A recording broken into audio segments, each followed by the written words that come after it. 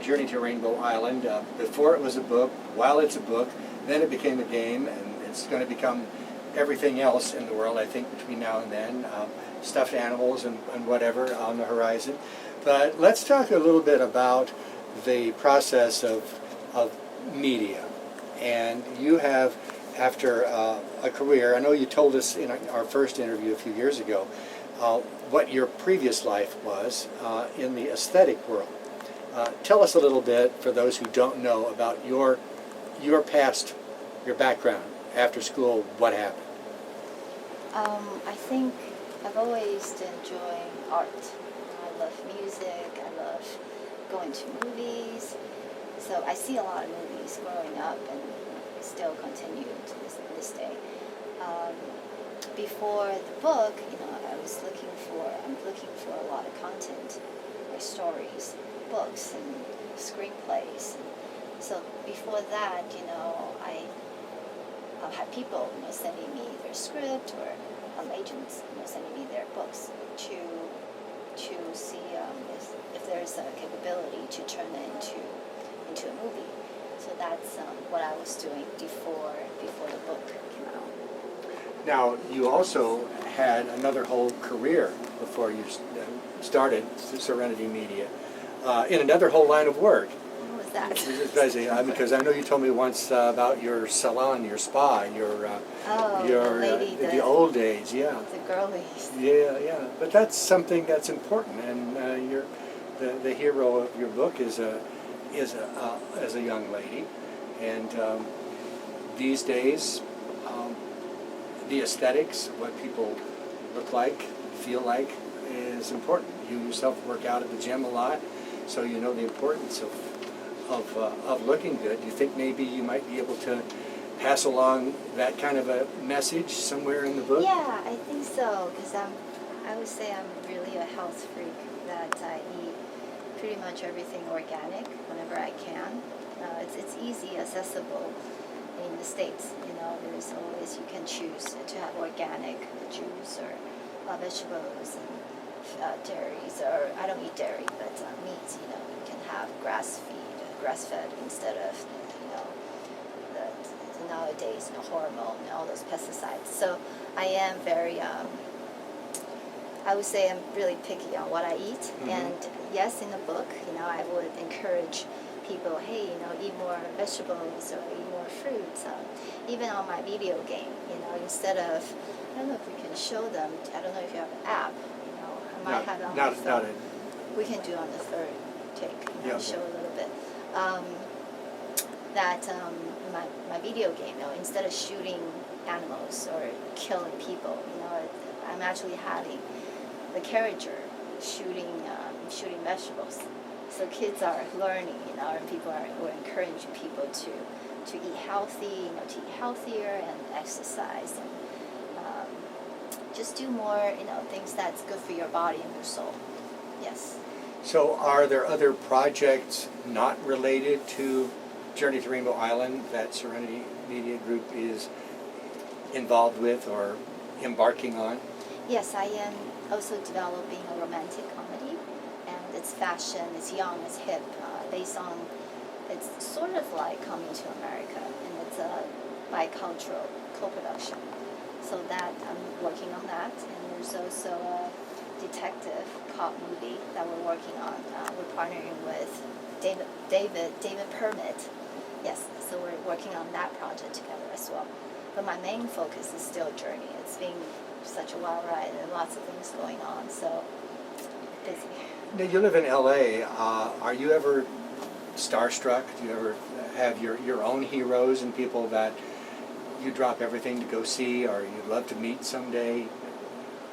I mean, you're right there in the middle of everything on Wilshire Boulevard, so I thought perhaps you might be a little bit of a stargazer yourself sometimes, being in that environment. Of course, that's here in New York, too. Yeah, I guess a lot of producers and directors, they're all my friends, so I don't get starstruck. Is that the word? Because I see them a lot, and we go out. I mean, we're having parties at a friend's house, and they would just come to the party. So we're actually friends, and it would be really strange if I asked them for a photo instead we take a selfie together. Maybe that would be fine. But and for those that they're not my friends, I see them at the gym, or I see them, like you said, on the street or at coffee shops, and I don't. I think people are really, I mean, it's subtle. You don't get just crazy. If you live in another part of a city, it might, it could, struck people like that. Yeah. You've spoken about the children that you meet Yes. as you go to many of the cities and do the book signings. Tell me about the adults. Obviously, you've spoken with hundreds of parents and grandparents probably as well. And you've found some interesting stories from the adult side of this experience? Most of the adults, they're very open. They're very open to the book and to their kids that they're passionate, so they support. I see kids, I see parents, they support and they encourage kids to read the book, and a lot of them come to me and said, they're happy their kids are finally reading, instead of, I don't know, playing on their iPhone. And I also found that a lot of parents, learn things from their kids, even through the book as well, because how once you grow up, and because of the society, because of the environment, that just kind of tend to make people shut down, and you just follow the system instead of really trusting and following your heart and following your instinct. And that's what I'm trying to, really hope people would stay true to themselves, or go back to that original, really trusting your own self instead of, worry about what people are telling you what to do, what the society is saying, what the government, the authorities telling you to do. So. The story is, as you have mentioned, going to become a stage play in Korea, Yes. As well as a TV production.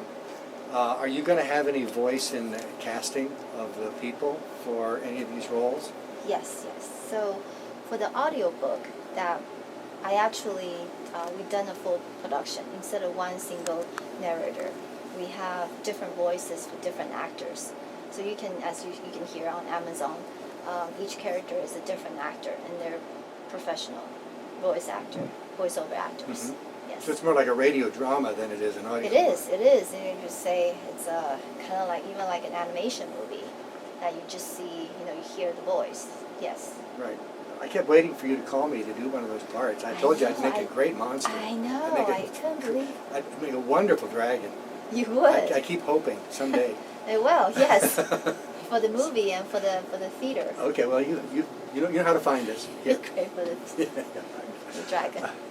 Yeah, I could do good voices. I'm not so sure I'd be so good on camera. I may be a good dragon on camera too, however, who knows. So, you just mentioned a while ago about some other types of shows, romantic comedy. What's that? You said it's going to be about coming to America, multicultural such. Where did the thought process come from that? How do you separate that out from Rainbow Journey? So everything my production company, Serenity Media Group, does, it's positive, inspiring. So what I'm looking for, what we look for, is positive, uplifting, inspirational, positive energy. In Chinese, they said 正能量, the movies. So those are the stories and movies that my company look for to turn that. So the romantic comedy is positive, it's inspiring, to really, you see how a girl come to America from Shanghai and how she overcome challenges and become stronger. So yes, it's a positive message. So in addition to being an author, in addition to being Asian, you're also a lovely woman. Thank you. Do you hear much from the girls that you inspire as much as the boys? Since your the heroine in the show is a girl as well. Yes. Tell me about your experience with Yes, the, I have the female side.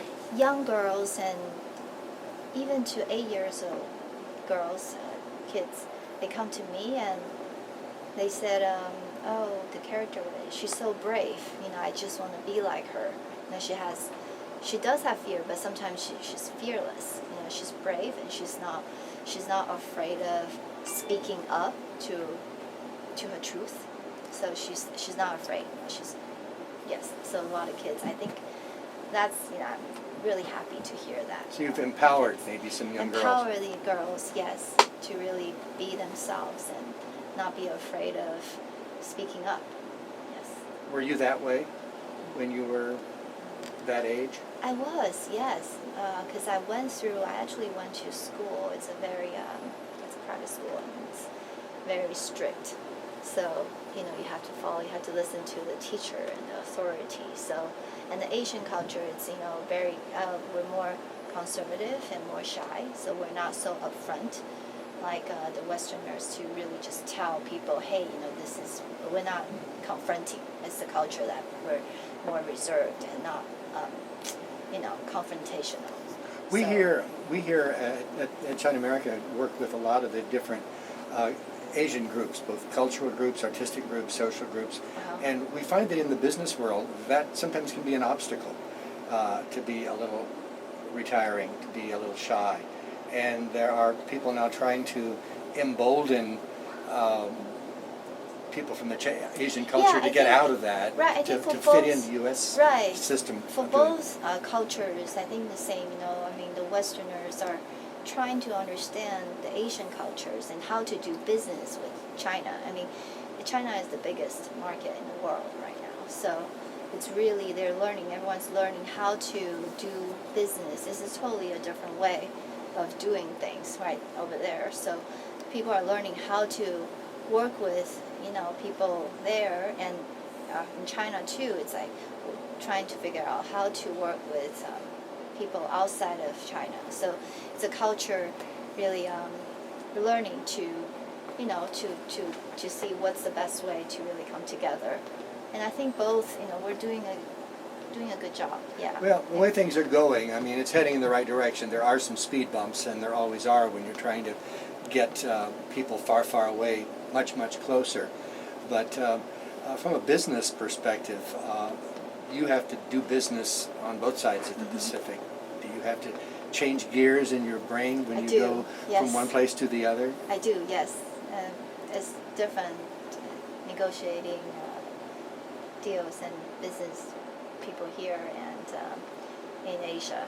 It's definitely different. So I have to change my mindset, yes. What's the biggest difference? If there's one thing that really sets the two apart in your mind, and what you have to do.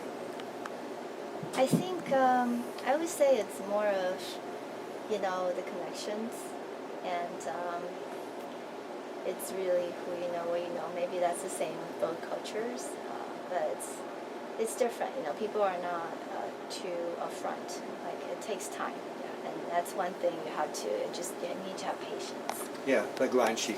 Yes, and patience. Yes, I really have patience. Nothing.